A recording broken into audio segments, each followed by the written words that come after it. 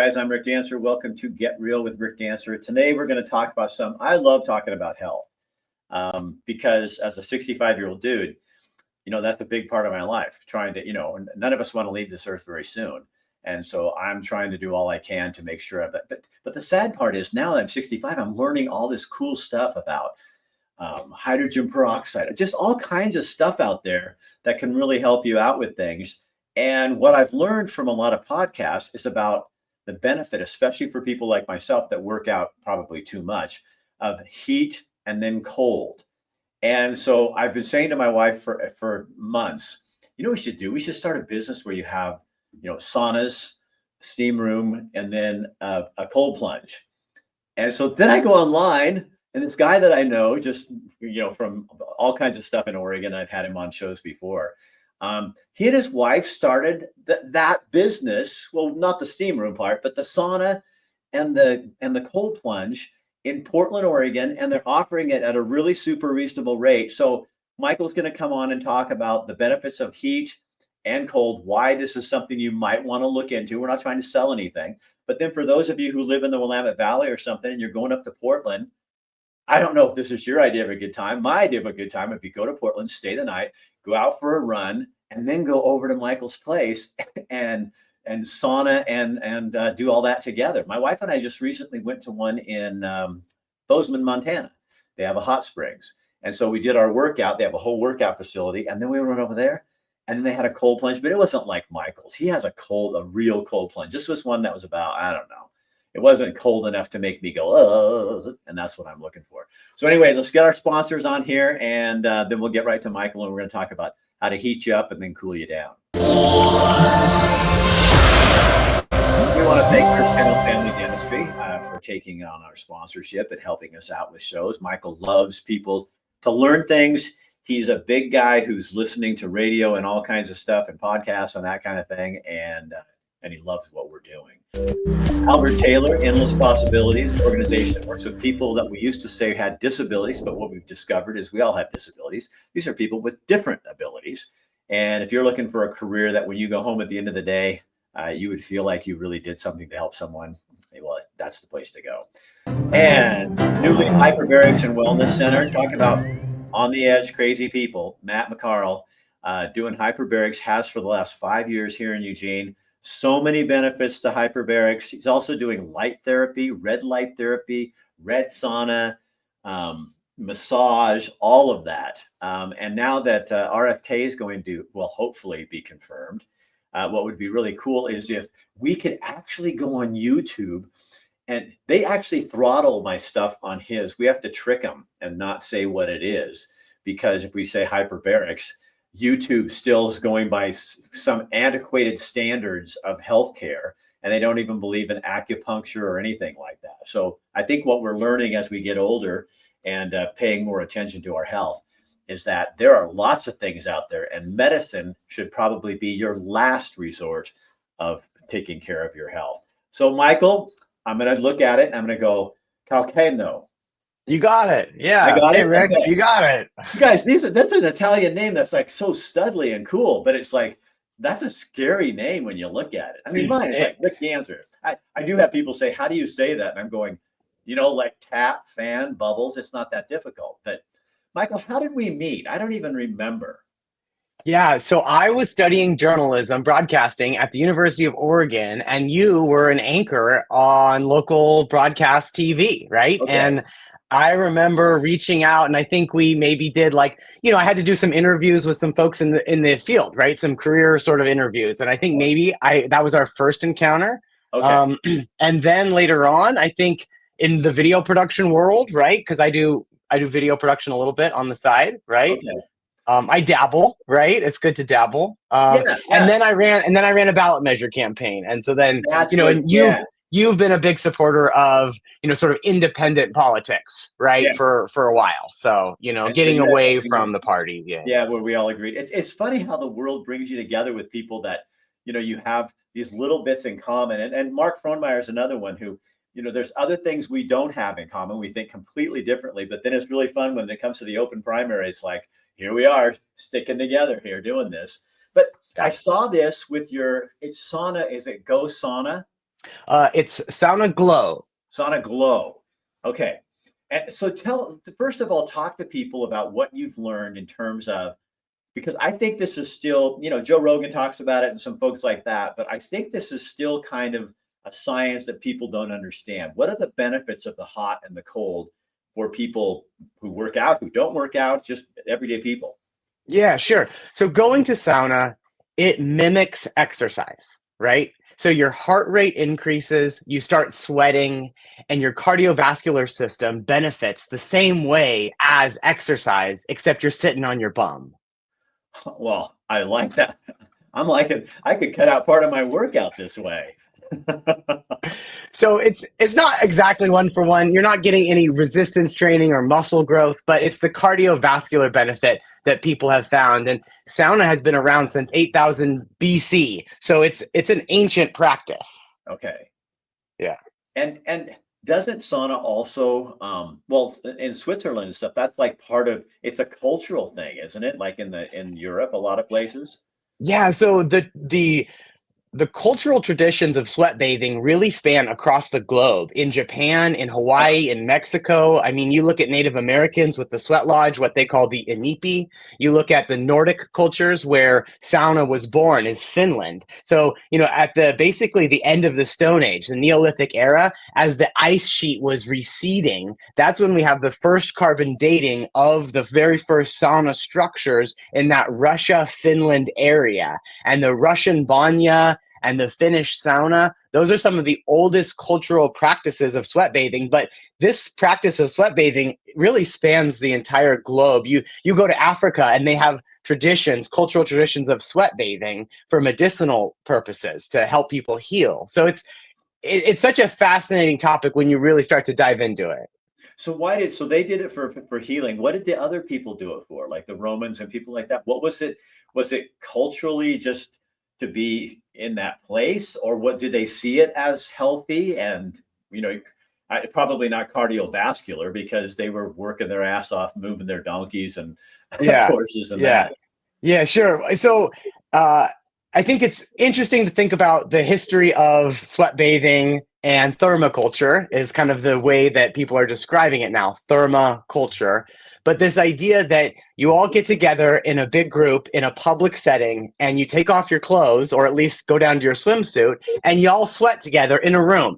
So you have a big room, 15 sweaty people all together. They're vulnerable, but they're also doing something that takes a lot of stamina and strength, but it's meditative and quiet. So it's this really interesting amalgamation of, I think, social connection, physical exertion, and mental health, like grit building, that ties all these things together. And then we get into the idea of sauna facilitating this thing that has sort of been referred to as altered states of consciousness. Okay, tell me. I want to know more about that. So when you drink alcohol, you kind of get inebriated and you get to somewhere where you're in an altered state of consciousness. Same with taking mushrooms, right? But Right. if you run a marathon, you might have heard of something called the runner's high, Yeah. right? And that's a natural high, right? Okay. Lately, there's been a trend of breath work, using your lungs and your breathing to facilitate a little bit of a dreamlike state. So these are called altered states of consciousness, and sauna facilitates those same pathways. So you get a release of dopamine and serotonin, norepinephrine, all without ever needing to visit, a pharmacy or go see your special friend who might have some special mushrooms for you. So it's an interesting, all natural way to get that mood boost that I think we could all use a little more of in life. It's kind of like what I've learned with hyperbarics, having Matt McCarl as a sponsor, is that with oxygen, they're pumping you with oxygen. And he said it's something like 2000 Motrin. I mean, without the drug, it's that by filling your body with just pure oxygen for an hour, and so and how much you need that. I was learning this with when I had a cold, and I have another new client that's coming on, and she has a naturopath food store. And she's going, Rick, try hydrogen peroxide in a nebulizer, and it goes into your system. And and I was like, I felt like a new guy. You know what I mean? It was like amazing. So, Yeah. so with sauna, I know, like, because I listen to Rogan, and I know he talks about it. And when I do it, it really is a head thing. I mean, Yeah. because you get in there when it's 104 or something, whatever that temperature is at wherever you're going.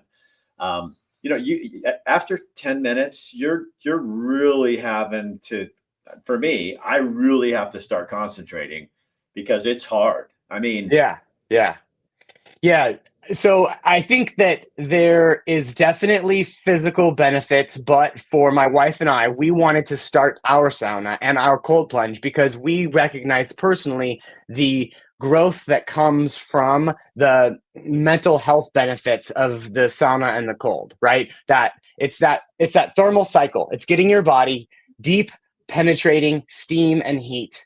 And then it's going into the cold plunge and activating the same pathways, but at the other end of the spectrum. So we're kind of talking about homeostasis, uh, and stimulating the body's ability to maintain its, regulation, right? We talk about I'm raising a well-regulated child. I think we could all use a little bit more internal regulation for things like our blood pressure and for right. things like our stress levels for sure, but blood glucose, other things, right? We're talking about the body's ability to regulate itself.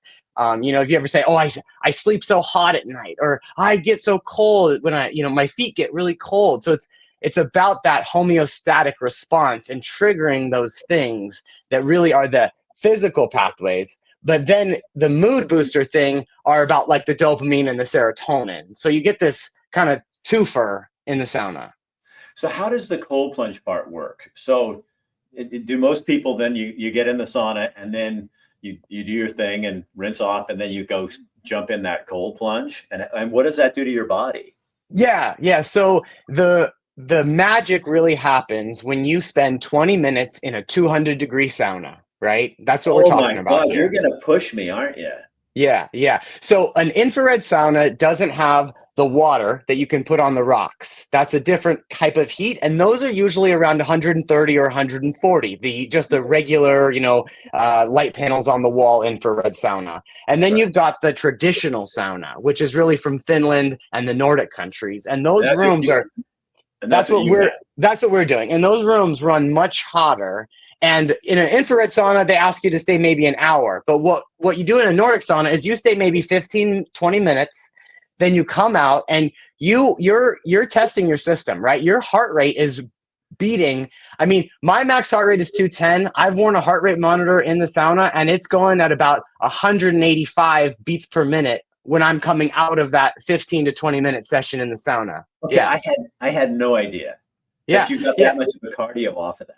Oh, like I said, you get into zone 4, zone 5. I mean, pretty quick if you're in a hot room. The Russians have been doing this a long, long time. The Russians run their hot rooms at about 250 degrees, Rick. That's crazy. The Russians are nuts. We run ours at 200, and that's still a little crazy, but I like this because that's what you got to challenge yourself. That's what Rogan says the most he loves about sauna is because it's hard, and not like, over the top hard, but I mean, it is a mental and a physical thing, and you're yeah, challenging yourself. So he does it first thing in the morning, and then yeah, you've done it.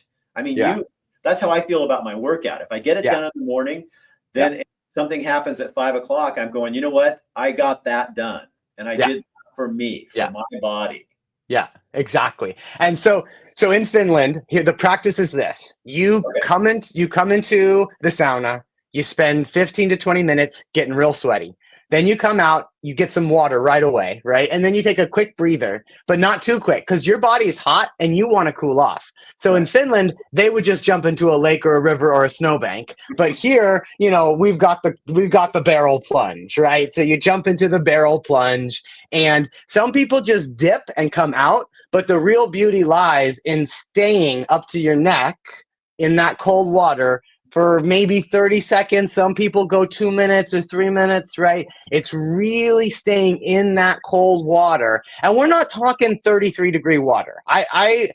Some people cut a hole in the ice and they like that idea of cold plunge, but we're talking at our facility, we keep our plunge just under 50 degrees, which is still pretty damn cold. Yeah, especially after you're pretty damn hot.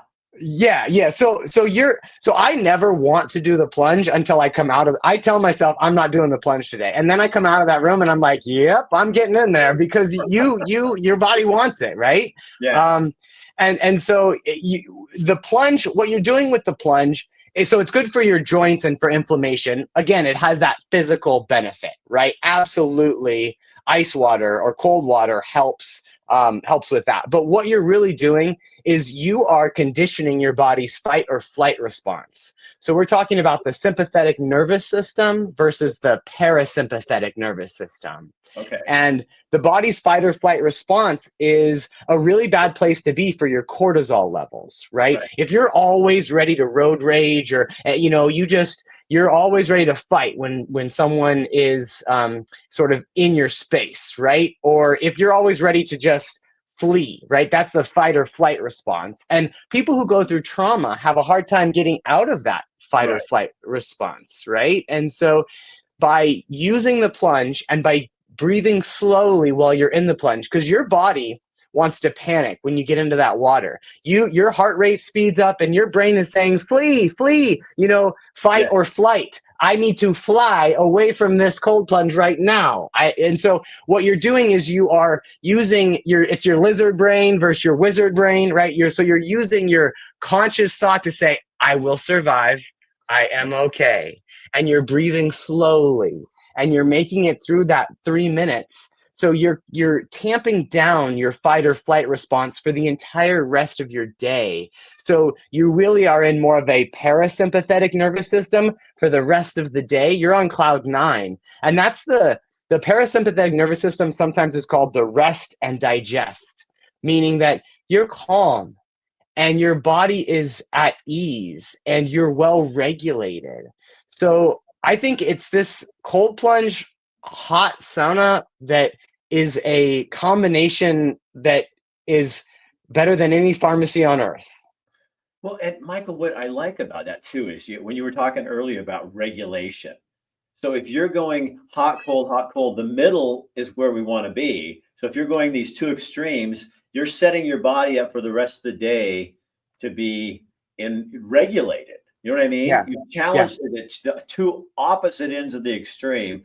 And then it's almost like that it comes into this place in the middle where you can. I said, there's a history of sweat bathing in Mexico, and there's sauna culture that's vibrant in Texas, Arizona, Florida, because on a hot day, like 100 degrees hot day, 110 degree hot day, after you've been in a 200-degree sauna, you come out and you're like, okay, this isn't a problem. Yeah. I don't need air conditioning. I used to go with a coach a few years ago when I was in Oregon, and he said, you're having pain. He goes, let's go down to the McKenzie River, which is about 55 degrees.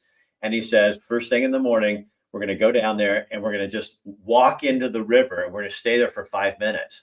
So I did it like 3 or 4 times with him. Yeah. I had no pain when I got done. I mean, the worst part was getting in. But you'd get in and you'd literally, after the 5 minutes, you'd say, yeah, like this, but down to your neck.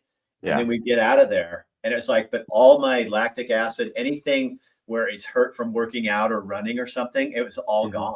And I'm like, there's something to this, Yeah. We can do hard things and it's good to shiver. We've become so climate controlled that we never shiver anymore. And that shiver reflex is a really important response, right? So there's all of these things that I think are so incredible to see. And it's a difficult thing. And you bite the bullet first thing in the morning, let's say, like we open at 7. And the rest of the day is a lot easier because you've done the hard thing. And here's the other cool thing, I think, is that like men and women can both benefit from this practice. And we think maybe it's a tough thing, but like at our place, we see 75% women who are sitting in the 200-degree hot room. Like, so it's an interesting, I think sauna is great and it's universal and it's great for everyone. but it's not as though it's only for the tough among us. I think we all have some inner toughness, you know? Well, and this will help you develop that. You know what I mean? I would love, Yeah. I mean, as you talk, I'm sitting, my brain's like just going, and what a great place to take young people. You know what I mean? To take a kid, to take teenagers and say, you think you're so full of yourself, and that side of it. But also, what about, if you went in and, I mean, if you taught, I always look at bigger picture stuff, but can you imagine taking troubled youth and and putting sauna and cold plunge into a juvenile detention facility and teaching them how to toughen up through their body and mind that way? I mean, you could change their lives with and give them something and something concrete that they can do. Yeah. I mean, it's Yeah. powerful and it's natural. Yeah. Well, You know? Finland is the happiest nation on earth, right? 5 years in a row now, the United Nations has deemed Finland the happiest people on the planet, right? And they have a tradition of bringing 6-month-old babies into the sauna, right? So, yeah, I mean, teenagers, sure, absolutely. I mean, what teenager doesn't need to get more sleep, right? And get better sleep. But I mean, kids of all ages benefit from sauna. And I think that the mental health of kids could really be improved if we introduce more opportunities for parents to introduce sauna into the lives of their kids. It melts my heart when I see a mom or a dad bring their son or daughter into the space, and they have a sauna together. So who are mostly your clients? Like people that come in, is there a type of person? I mean, who are more open to this at this point in time, do you think? Yeah, well, I don't think there's any one like pigeonhole or box, or I don't think there's any one category of people that are coming, right? Like I said, I mean, I think maybe we're getting a little bit more women than men, which is too bad. I think men are missing out, or maybe they're just doing it privately. I know a lot of guys have started to do that through COVID, just the backyard sauna, the backyard plunge. But yeah, I mean, I think it really runs the gamut. The rich, the poor. I think people who are retired, people who are young. Democrats, liberals. It cuts across, I think, many facets of society that traditionally we divide ourselves on demographics of gender or religion or race or politics. But I think that's what's beautiful about sauna, is that it's so egalitarian, and they say we're all created equal, but nowhere more so than in the sauna. Well, and I'm not dissing people who do it in their backyard and that kind of stuff, but aren't you? It seems to me you're missing out on a key ingredient of sauna, which is the community aspect of it, where it's not easy to get just in a little wimpy swimming suit or a regular swimming suit. You don't have to wear your bikini thing, but to get in a swimming suit, bare, mostly bare, and you're in a room with a group of people, that there's a vulnerability there, which is also, I think, isn't that kind of part of the whole magic of this thing? Yeah, so I think that some people believe that the sauna should be this silent room. But that's not the way that the Nordic people practice sauna, right? Really? It Okay. it is absolutely a place for storytelling and for common bond building and for connecting with a friend, an old friend or a new friend, right? And so, the sauna room should never be a rowdy place by any means, but it should be a place in which you can exchange, pleasantries, right? Where you can see others and you can be seen by others. And Right. in this world of social isolation and rising suicide rates and depression and anxiety, and I think there's a lot of things that we're missing out on when it comes to belonging to each other, even if it's a stranger or a neighbor or even a family member. We're missing out on something that we need to feed our souls. And I think that in our place, we work very hard to know everyone's name, right? Right.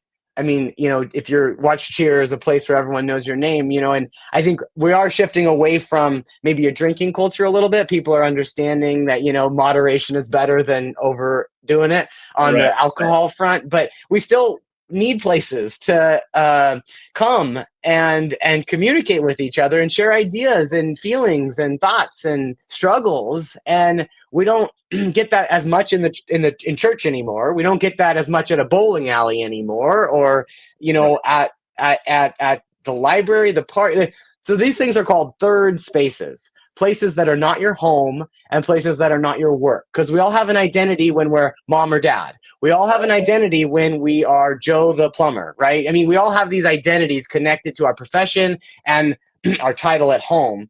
But where do we exist outside the home? And the gym is a great third place for sure. But I think that sauna should, I mean, and a lot of gyms do have saunas, but a dedicated sauna facility, there's something awesome about that community of people who are coming together over their love of sauna.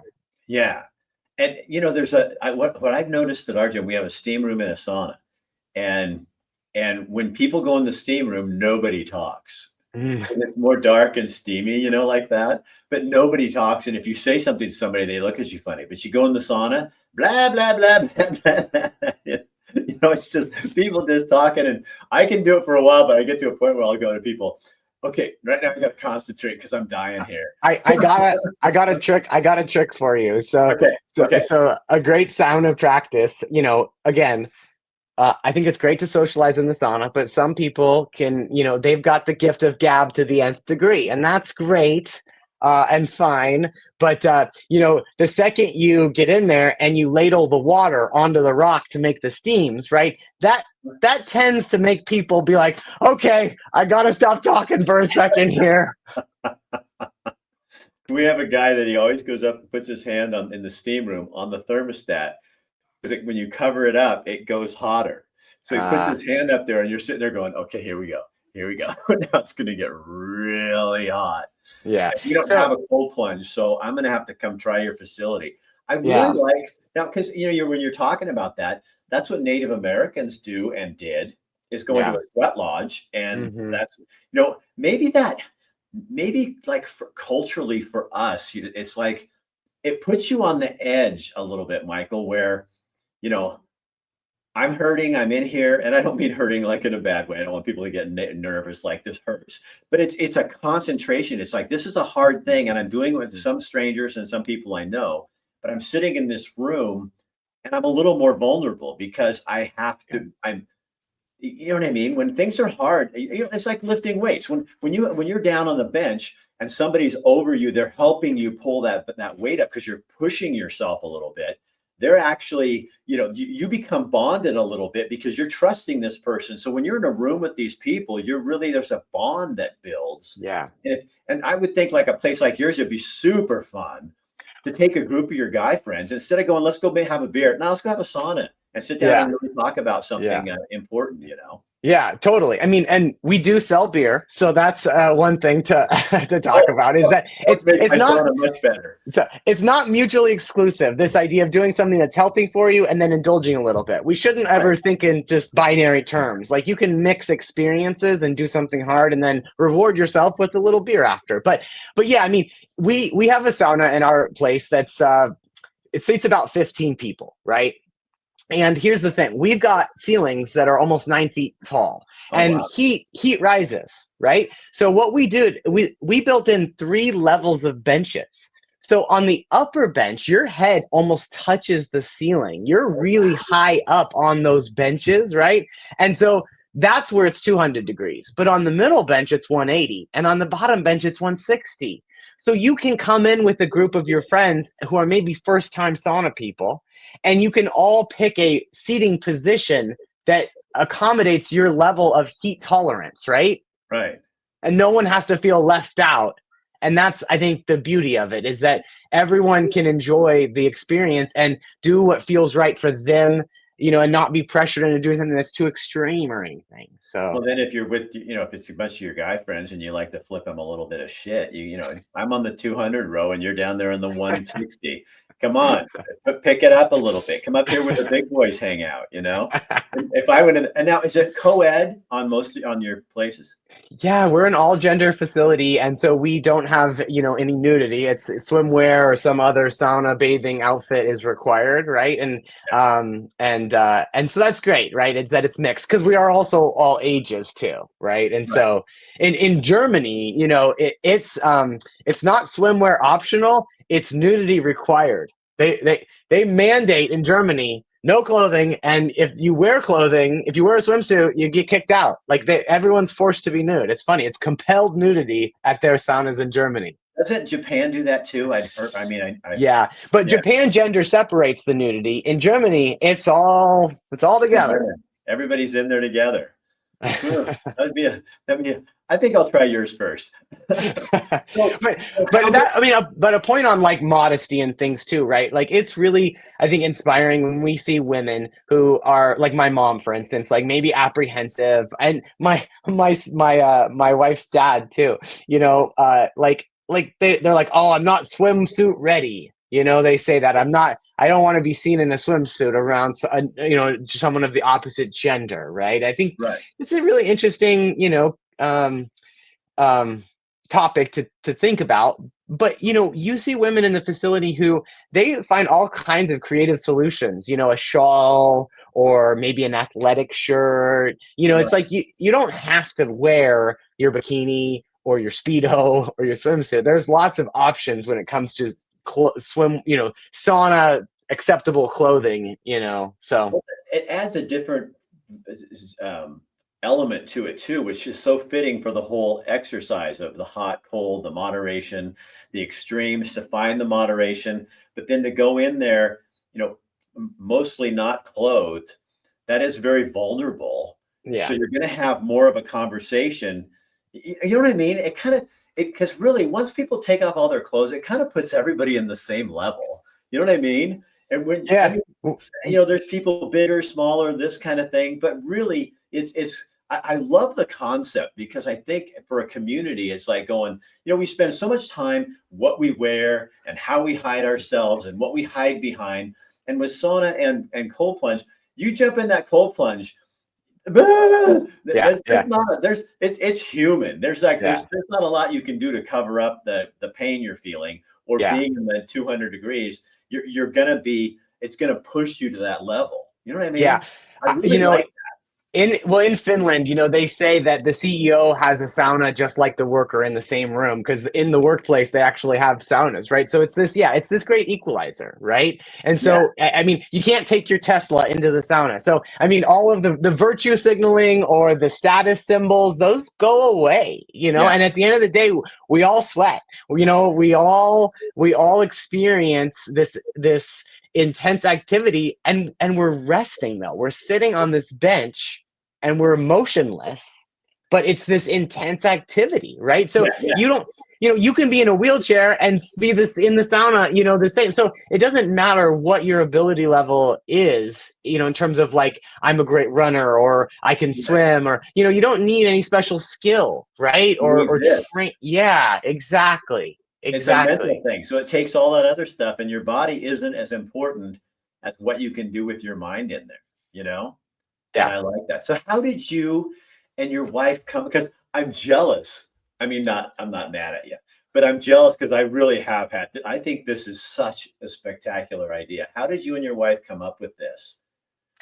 We were maybe thinking about having one in the backyard. And I told Katie, I said, I don't want to do a DIY project because I know my craftsmanship skills are not up to par.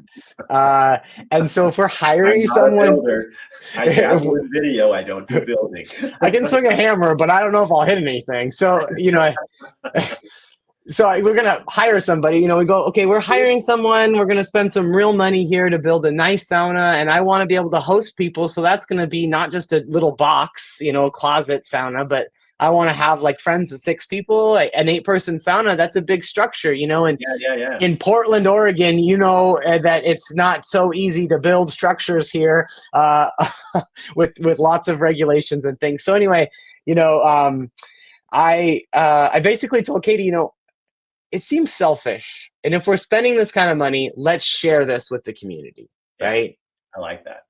And so, she really got the sauna bug during COVID when we had the birth of our second daughter, and she had, some postpartum, and it was hard for so many people to be so isolated, and for a new Yeah. parent, Oh, with a new so that baby and you have new nowhere. baby during COVID, it's hard, right? So Yeah. we gave birth to Clara, or Katie gave birth to Clara in 2020, and it was June 1st, so it was 3 months in. I mean, it was a difficult time to bring home a baby in that kind of a world, right? You remember what kind of a world that was. So Yeah. Yeah.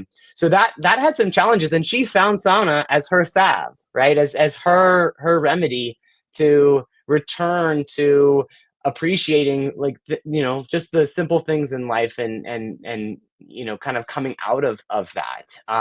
And I got the sauna bug maybe 2015, 2016, when I started using it to lose weight, right? I used ice baths and sauna as a weight loss tool. And you might remember I was a bit heftier. And so, for me, it was really that profound physical change that really got me inspired to explore sauna. But I guess it's been a long time in the making, in a sense, but we really only decided to do this basically a year ago. Like, this wasn't a business plan we drafted 8 years ago. We started getting interested in the sauna culture 8 years ago, but really it was maybe a year and a half ago we started to say, let's build one in the backyard, and then maybe let's build one in the community. So how many people can you fit at a time?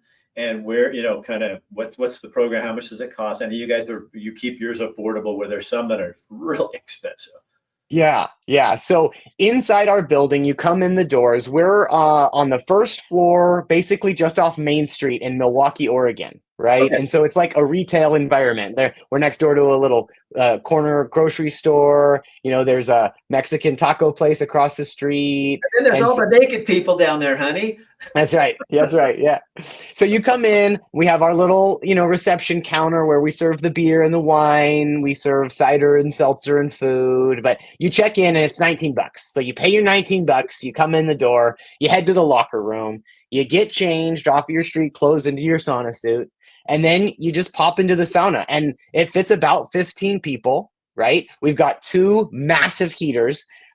Each puts out 16 kilowatts of energy, so that's a 32 kilowatt room. It runs, each unit is 80 amps, so that's a lot of power in that room, and there's a bucket and a ladle, and we encourage guests to scoop water on the rocks. So you sit and you have a steam bath for 20 minutes, and then you come out and you plunge, and it's a single occupant plunge. So you're not in that cold pool with anyone else at any time. It's, recirculating the water, chilling it, filtering the water. You do your plunge. We also have this really cool wall-mounted bucket, 4 gallons of water up high on the wall. You pull the rope and it swings on a hinge, and you get 4 gallons of water in your face all at one time. And it is the most exhilarating thing in the world. It's like jumping into a lake, right? That rush of, that rush of water. It's just something else. And then you let go of the rope and it auto, turns back upright, and then it auto fills. So it's ready to go again 10 seconds later. And So Michael, do you do that when you're in the tub, or when you get in the tub and then you get out and that's just something else you do? So like, my mom would not go into the cold plunge, but she did do the drop bucket, right? And so it's a separate thing. So we've got a cold rain. Great idea. We've got a rain shower, the dump bucket, and the plunge. So there's 3 options to cool down, right? And then there's the Willamette River, but I don't think many people are. And you're also in Oregon, so you have the natural rain plunge too. Mm-hmm. Then outside. Yeah, monsoon season right here in Oregon, buckets of rain coming down. So yeah, and $19. I mean, and that the other thing that we also did is that we didn't want to time restrict people. So most spas, quote unquote spas, right, where you can do this kind of thing, you make a reservation and it's a 90-minute slot, or Right. it's a 2-hour slot. But $19 allows you to stay as long as you want to. You can leave your watch in your locker. You can lose track of time completely. We don't have that many clocks in the facility. We've got like one, but it's kind of obscure. We want people to kind of get lost in the experience. Yeah. So you're having fun, aren't you? it's a lot of hard work, but it's No, I fun. bet. But you look like you love what you're doing. And I think that this is going to be the new area for health conscious people, where we're trying hyperbarics, we're trying acupuncture, we're doing sauna, we're doing cold plunge, we're doing all these things that our body is just, striving or, begging for. And if people have been doing this for thousands of years, it's like, when did we stop doing this and why? And Yeah. maybe it's time to start going, I've noticed, like, a lot of the podcasts I'm listening to now, they're giving me antidotes for ailments that my grandma used to talk about.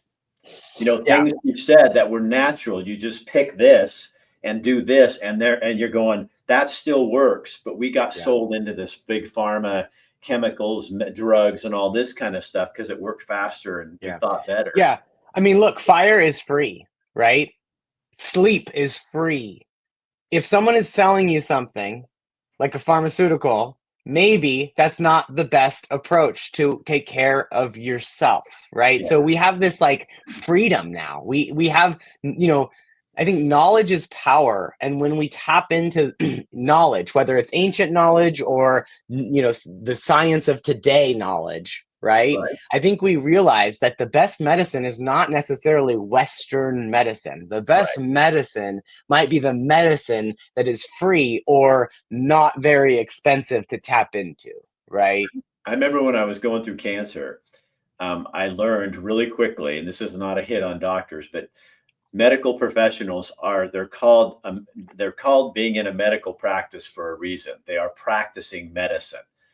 I want to practice something else, like healthy living, avoiding having medicine, that kind of thing. And I love what you're doing, Michael. What's the name again, so people know? And how do they get? It's called Sauna Glow, and there's no W on the word glow, so it's GLO. Sauna, saunaglo.com is our website. We're in Milwaukee, Oregon, which is on the light rail line from Portland. It's just 10 minutes south of downtown. So if you're ever in Portland visiting, you can find us pretty easy. Katie and I do love what we do. We like sharing this joy with people. It's a joy. So a customer told me the other day, it's like a reset button. I think her kid had just gotten into some trouble, her teenager, and she came in a fluster, and she left just life is good again. And she left her stress at the door, and right. And those are the important jobs to have and stuff. See, I honestly could see that would be so much fun to me, is go to Portland, rent a room outside of the downtown so you don't have to pay an arm and a leg. Instead of going on a shopping spree, and nobody needs anything more, you go down and you have a sauna, you do the cold plunge, you do your thing, and then you go out and have dinner, take a shower, and you go out and have dinner and just relax. And I mean, what a great way to enjoy Portland, Oregon. And do something different that's also very challenging, Right. I love it. Right. Well, thank you for making the time in your busy schedule to do this. I'm going to call you because I'm going to come up there. I'm paying, but I'm going to come up there and do it. And I really want to experience this whole thing and stuff. I think it's awesome. Really great. Yeah. You're our honored guest, Rick. I hope you do come. Yeah. Well, the problem is my wife will come with me and she'll outdo me all the time. It's like, I don't even like running with her anymore because she's a half a mile ahead of me. And I'm like, and she goes, "Are you okay?" "Yeah, I'm okay. You're just faster than me." Well, okay. See, that's when you get to have a beer in the lounge while you wait for her to finish the sauna. One quick anecdote. One quick anecdote. We had two 14-year-old sisters. They were twin sisters come in, and they said we'd like to sauna. It's our first time sauna, and we're so excited, and they were giddy about it, And I go, oh, we let 16 and 17-year-olds can come without an adult as long as they have their waiver. But if you're 15 or younger, you have to have a parent or guardian with you, right? And so they called their dad, and their dad came down, and he didn't sauna. he just hung out in the lounge and he had a beer, and he scrolled on his phone. But I was like, Dad of the Year. I mean, come on. That was and they were like leaving and everything. They're like, thanks, Dad. They're like, can we come back next week? It was like it's addictive. It's a healthy addiction. Well, I appreciate what you're doing, just for your family and you, and also for the community. Because I mean, and I'm not exaggerating. I think it's really important. I mean, I really do. I think it's really important that we as people take charge of our health and start finding different things to do, because it's a calling. You know what I mean? And I think you don't know the people you're helping necessarily, and what you're keeping people from struggling with. You know what I mean? And that's a pretty damn good job, Michael. That's a pretty damn good job. It's fulfilling work. Yeah. Yeah. All right. I will talk to you later. I'll get a hold of you. I'm going to come to Portland this summer, and I'm going to come sauna. Awesome. I'll see you later, buddy. Okay. Bye, Rick. Bye-bye. So I'm serious, you guys. That is, there's something really fun you could do with your husband, your wife, your friends. Take a trip up to Portland and just spend the day, conversing, having a conversation, talking about things you never talk about. Because when you get into stressful situations, and not that that's stressful, but you're relaxed, but you're determined. I think we tend to talk about things maybe that we don't always talk about. So great place to meditate, great place to just hang out. So yeah, love what he's doing. Look up, heat, cold. One of the things I do, because I don't have Michael here, my sauna doesn't get as hot, but I sit in the sauna and then I go in and I put the shower on super cold and just get that feeling. And it's not the same as what he's doing, but on a day-to-day basis, it's something you can do, is, sit in the steam room or the sauna and then get out and go take a really super cold shower, and it invigorates you and it makes you feel better. So anyway, take this, share it on your page, let other people see it, let them know what's going on. And I'm serious, go plan. I mean, you're not going to find any place cheaper than that in Portland. It's really expensive to go do that. I'm Rick Danster. Thanks to our sponsors, and we will see you guys next time. Have a good night.